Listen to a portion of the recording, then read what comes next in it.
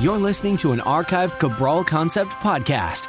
After listening to this show, check out the most up-to-date podcasts available at stephencabral.com/podcasts or search directly on iTunes. And now, welcome to the Cabral Concept, where board-certified naturopath and integrative health practitioner Dr. Stephen Cabral shares how he was diagnosed at the age of 17 with a life-altering illness and given no hope for recovery. It was only after studying and traveling all over the world did he discover how to combine ancient Ayurvedic healing practices with state-of-the-art naturopathic and functional medicine to fully rebalance the body and re-energize it with life. It's time to discover how to get well, lose weight, and finally feel alive again. And now, here's your host, Dr. Stephen Cabral.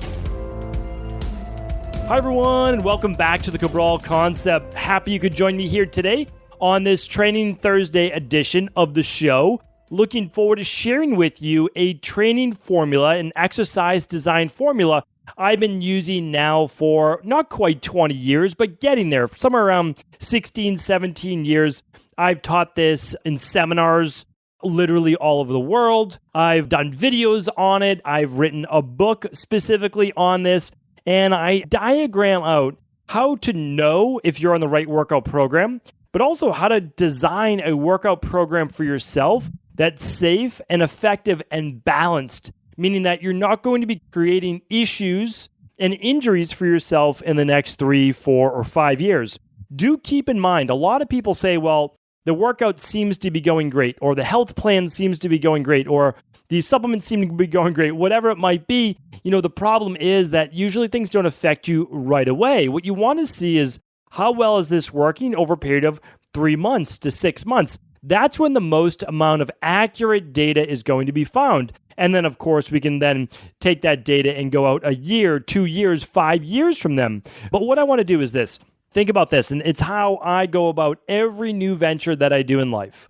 All I do when I'm a beginner or it's not my field of expertise is simply say, okay, who are the experts? And I seek them out, and I look at them, and I say, okay, listen to them, and they're not just talking about it from a lab perspective. They're also doing it in the real world, and or they're just not an online, whatever it might be, like program creator. They've actually worked with clients. That's important.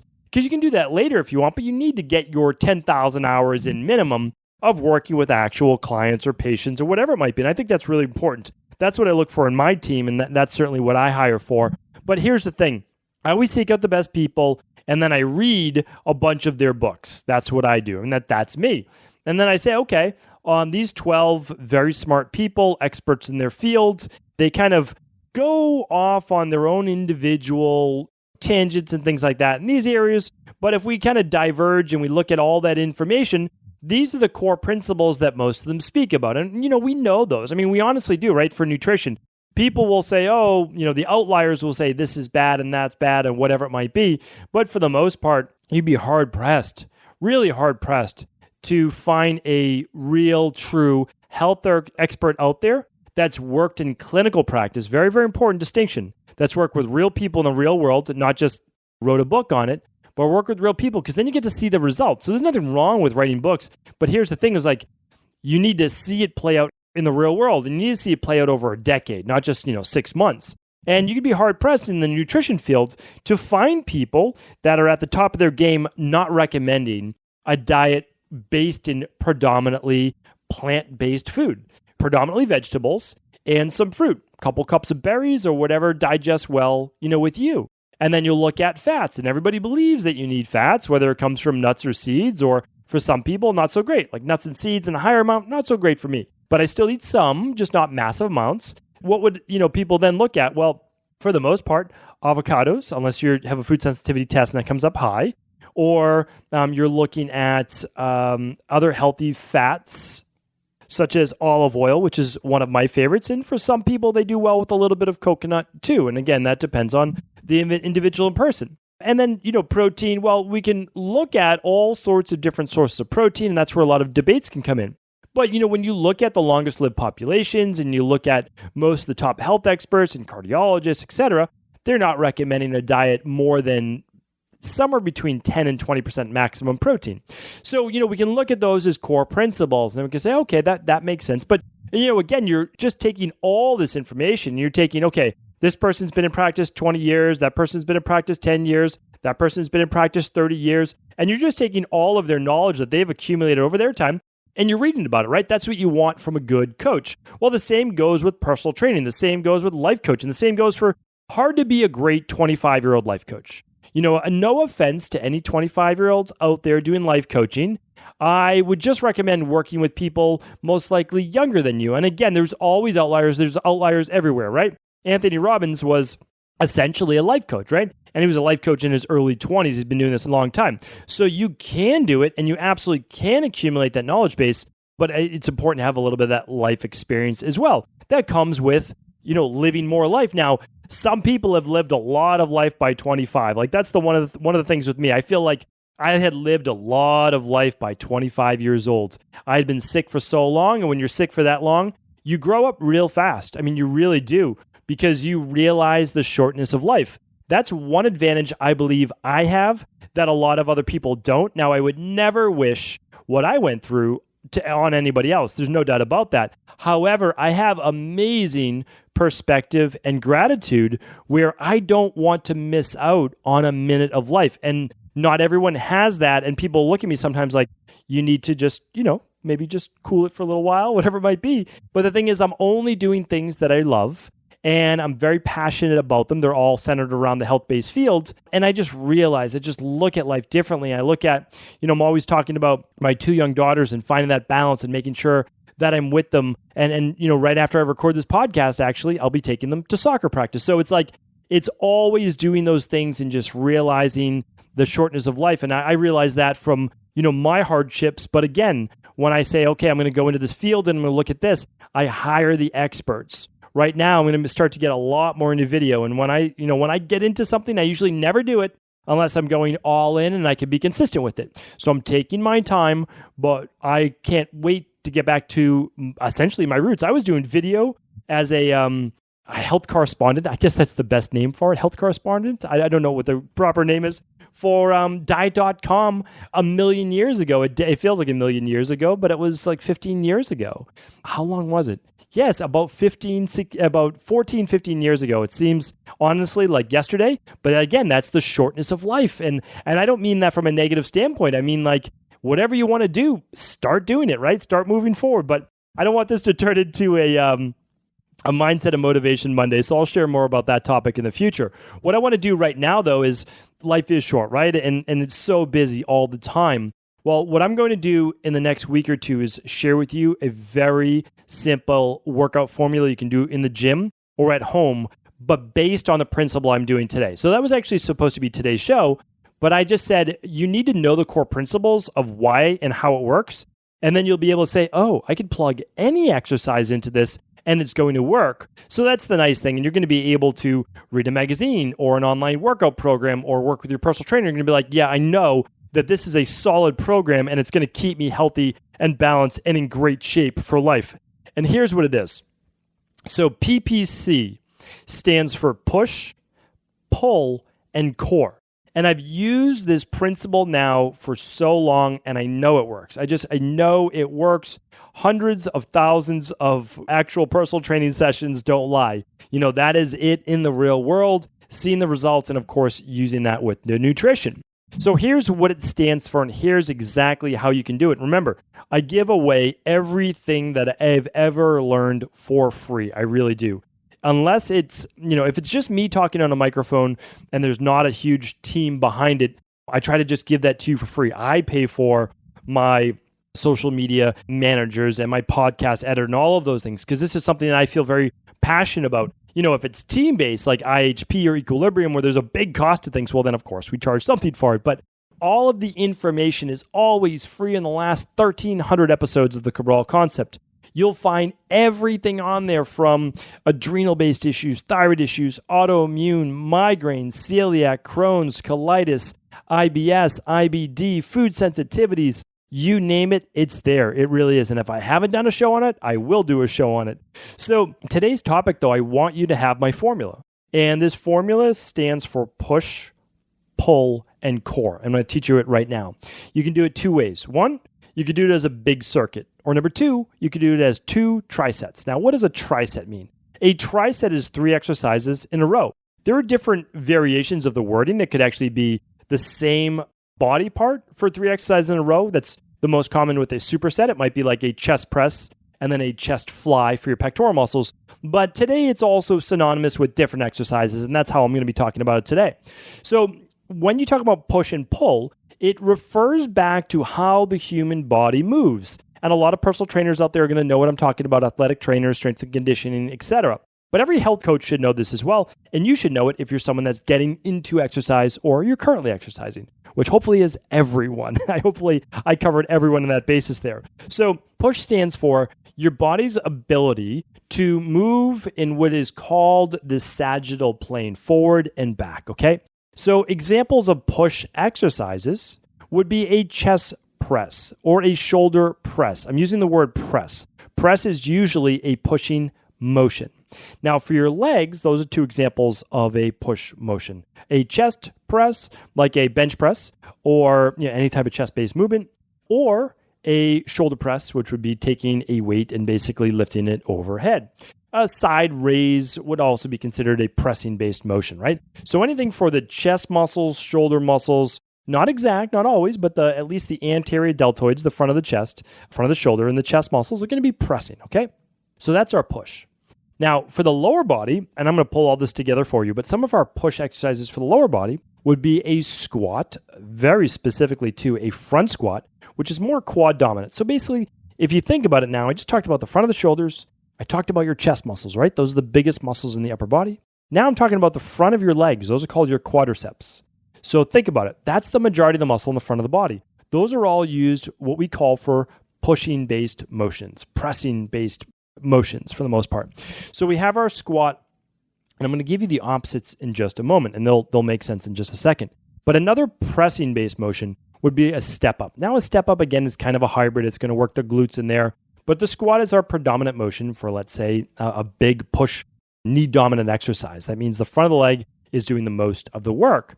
So that's our pressing motions. Now, our pushing motions would be the back muscles and the back of the leg muscles that we can't see as much. So it'd be like the posterior deltoids, which help with posture, and your rhomboids and your trapezius muscles and the mid-trapezius muscles and your lat muscles under your arms that kind of come down in that V. So think about it.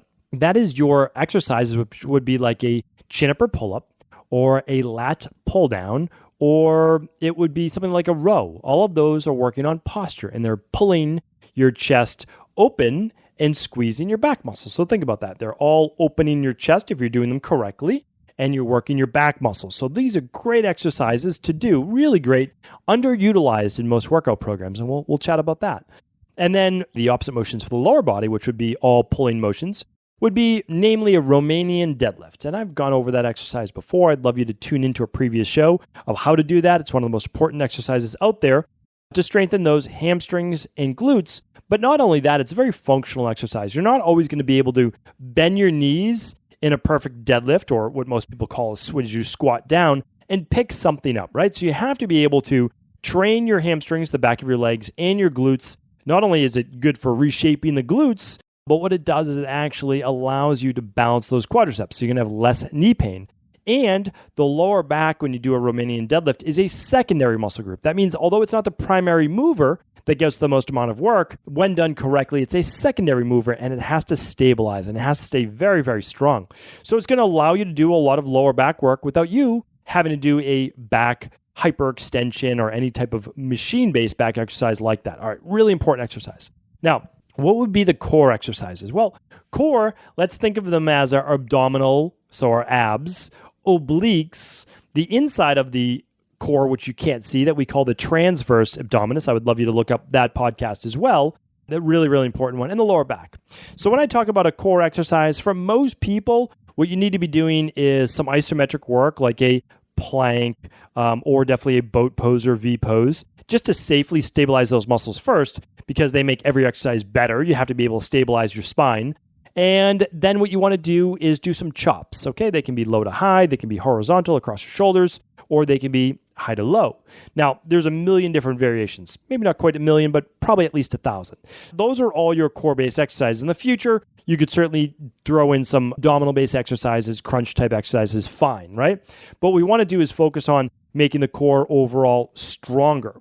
So again, whenever you master a system, that's when you know how to break the rules after that, right? So first you need to even know the rules, and that's why I talk with anybody who's new in their industry. Same with myself when I get into anything, whether it be, to be honest, I don't step out of my lane too far, but when I got into podcasting, it was a new medium. And when I'm getting into video, all I'm going to do is play by the rules, figure out how to do it well, figure out how to get it uploaded, figure out how not to get shut down by YouTube, those types of things. And then once you've mastered it, and of course, having great coaches will allow you to skip to the front of the line, right? Do it faster. Then you know how to break the rules. But always play by the rules until you know how to safely break them and do it better maybe, okay? Maybe make improvements upon them.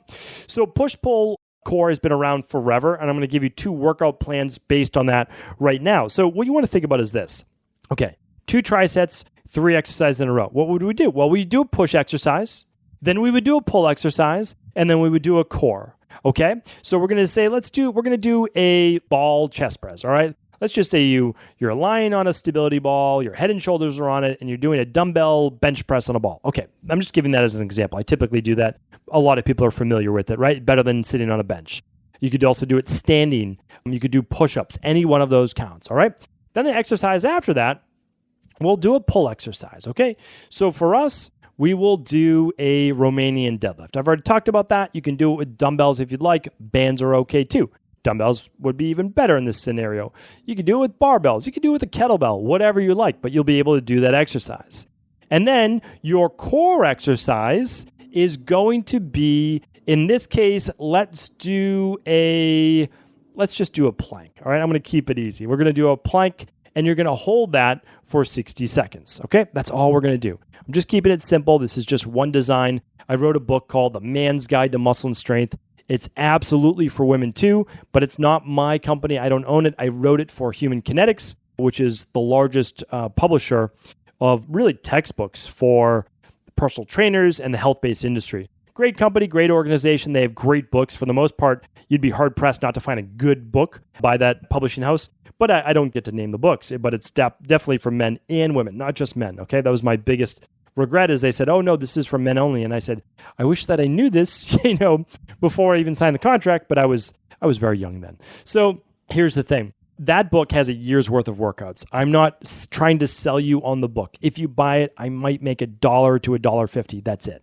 That's about it. So please, if it works for you, great. If not, then that's fine too. Go back to previous Training Thursdays on stephencabral.com/podcast. And I give you many different workout programs, and those are all free. Okay, so up next, we have the second triset. So we just did a chest press, we did a Romanian deadlift, and then we did a plank. All right, next we're moving on. And we're going to now do the opposite of a chest press. So for us, we're going to do a one-arm row. That's all we're going to do, dumbbell one-arm row. Simple, straightforward, effective. Old school exercise, still a great exercise. We're going to work on pulling that dumbbell up towards our oblique. We're going to be opening up our chest on that side, squeezing the back muscles, working on posture. So now, what are we doing? Well, we're doing the exact opposite exercise of our chest, right? We're working our back. Why is that important? Because too many people in the gym, they do the machine circuit, which is like 3 chest exercises and maybe 1 back exercise. So I would say even more important to work your back. I would honestly say that. More important to do rows and pull downs than it is for chest presses, okay? Here's why, and shoulder presses. Here's why. Most of us are tight in the chest, and by doing those chest presses, we're only making it tighter. But what we can do is every time we do a row and potentially a pull up or pull down, we are strengthening our back muscles and we're resetting the shoulder girdle. So we're resetting our posture, and that's really important for neck and shoulder tension, headaches, etc. So you do that one-arm row, and that will help balance your chest. Now, we did a squat in the first tricep. So what are we going to, we did a Romanian deadlift in the first tricep. So what are we going to do in the second one? We are going to do a squat, okay? So our squat will be, let's say, just putting 2 dumbbells on top of our shoulders. We're going to sit down towards a chair and stand back up. That's it. That's all it has to be. Super, super simple. And if you can't squat or you think you can't squat, go back, listen to my podcast on how to squat pain-free. Okay, check that out. I did a video on it as well. So really important. Everyone has to be able to squat because it's a natural human movement. You sit down in chairs and you stand back up. You need to be able to do that for the rest of your life. And you need to be able to do it pain-free. And you can do that. Anybody can do that, believe it or not. I'm telling you, anybody can do that. All right. And then we'll do a core-based exercise. And let's say that one is going to be a band chop, all right? So we're going to hold the band. We're going to chop across the shoulders. The band's going to touch our shoulder on the inside. And then we're going to come back, keep the tension on, and chop back across the body. We'll do each side for, I'm not going to give you the reps today, but let's just say you would do that for 12 times. All right. So now we have 2 trisets, all right? We have 2 trisets. How many times do you do each? Well, the first triset, the chest press, the Romanian deadlift, and the plank, we're going to do that 2 to 3 times. If you've never exercised before, do it once. That's it. If you're super sore, do it once the next time. If you're not sore after that, good. Add another set. That's all you have to do. That's it. When in doubt, rep range wise, most people do great between 8 repetitions and 15 repetitions. Great place to start. Okay. So then after that, and you can look at my podcast I did on rep ranges and how it works, the different parts of the nervous system and the muscles more and hypertrophy, etc. Now, after you finish that 1 to 3 times set wise, then, and each round will be about a 2 to 3 minute rest, 1.5 to 3 minute rest. And then you'll do the second tricep and you'll do it again. If you did the first one for 1 set, well, you do the second tricep for 1 set, all 3 of those exercises in a row without rest. After it, you'll rest 1.5 to 3 minutes, then you'll repeat it again. And then you'll rest 1.5 minutes to 3 minutes, and you'll repeat again if you're doing 3 sets. Super simple, and that is how to design a workout. If your next workout, you'd say, oh, well, I did a chest press this one, so what do I need to do? Well, I need to do my other push exercise, and that's a shoulder press, right? Okay, so now I'm going to do a shoulder press, and you'll just go from there, right? We still have step-ups we can do. We have lunges that we can do. And you're going to be able to create workouts based on this push, pull, core pattern of 2 trisets. Now, there's an even easier way to do this, even easier. And it's what I'm leaning towards for most people now and myself. It's all about simplifying, simplifying, simplifying. It really is. Now, you can't make things so simple that it's not actually effective, but what you want to do is you really do want to simplify. So now what I'm doing a lot of the time is push, pull, core. And that's my whole workout. It's 5 exercises instead of 6, and it's done as a circuit. Now, check this out. So all you're missing in that scenario is 1 core exercise. But it's the same workout as the 2 triceps, but done faster because there's no rest. Maybe there's 30 seconds between exercises just to catch your breath and then be able to do the next one. That's it. So not only can you finish this about probably 10 minutes faster, honestly, about 10 minutes faster, you are going to get essentially the same effectiveness. Unless you are trying to be a powerlifter or a world champion bodybuilder, this 5 exercise circuit is fantastic. It really is. You'll always set personal best for yourself, of course. But if you're looking to get your absolute best chest press or squat, not the best way to do it. But if you're looking to get in sensational shape, you're looking to stay lean, and you're looking to do that very quickly in terms of time commitment, this is a great way to do it. Absolutely great way. In the future, I'll most likely design monthly workouts for people, meaning like as a group so that it's less expensive and all those things. But for right now, this is the formula that I would lean towards. And I'm giving it to you right now. Push, pull, core. All right? So now let's just take that previous workout. What we would do is let's just get rid of the plank. Okay, that could be part of our warm-up if we wanted it to be. It could be part of our just kind of like morning movement routine if we wanted it to be. So now here's what we're going to do. Dumbbell chest press. We're going to do the Romanian deadlift. We're going to then do the 1-arm rows. We're then going to do the squat. And then we're going to do our chops. And that's it.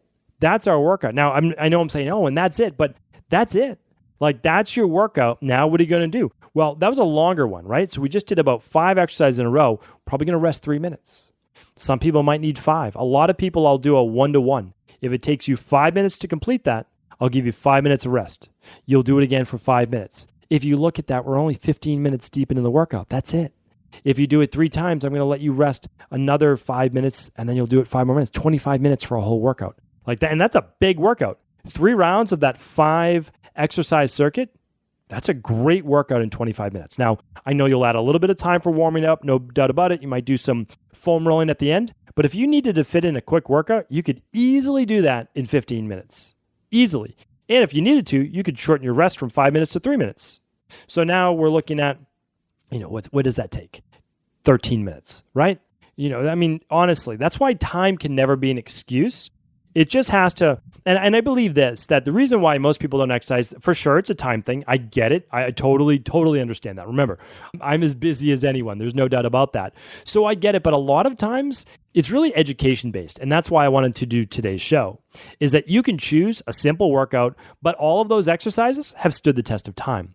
They're very effective and they're all compound movements, which means they work multiple muscles at once. And go back, check out my previous shows on this. Remember, if you listen to all those Training Thursday shows, you will have an immense knowledge base on exercise, on workouts, on programming. And the more you listen, the more motivated you will be to go out and do these things. And here's why. Because it simplifies them for you. So you realize this is no longer a mystery. When it's no longer a mystery of how to get well, how to lose the weight, how to live longer, stronger, all of those things, you do them because you know that you can't not do them. That's a big part of it, but also that it's not going to consume your entire life. You wake up and you do that 15-minute workout, or you do it right when you get home. There are some nights where I just had to work right up to the time and I was not able to get to the gym. And I come home and the first thing I do is I pull up that chin-up bar and then I get right into a quick 10-minute workout. And I'm doing chin-ups and my girls are trying to hang from my legs and I'm doing push-ups and they're hopping on my back and my French bulldog is licking my ears. And all of that's going on and it's crazy and it's fun all at the same time. Sometimes annoying when I'm trying to get it in, but I just get it in. And you can do the same. And it's not always going to be perfect, but you can do it. You absolutely can. Now, don't make that the norm, but it's there for you. And once you have this formula, you know that you could simply substitute your chest press for push-ups. You know that instead of doing pull downs, you could do some chin-ups or assisted if you needed to, or inverted rows. And you know that you could do squats and you could just hold some adjustable dumbbells, or if you don't have that, hold some bands in your hand, like easy stuff, right?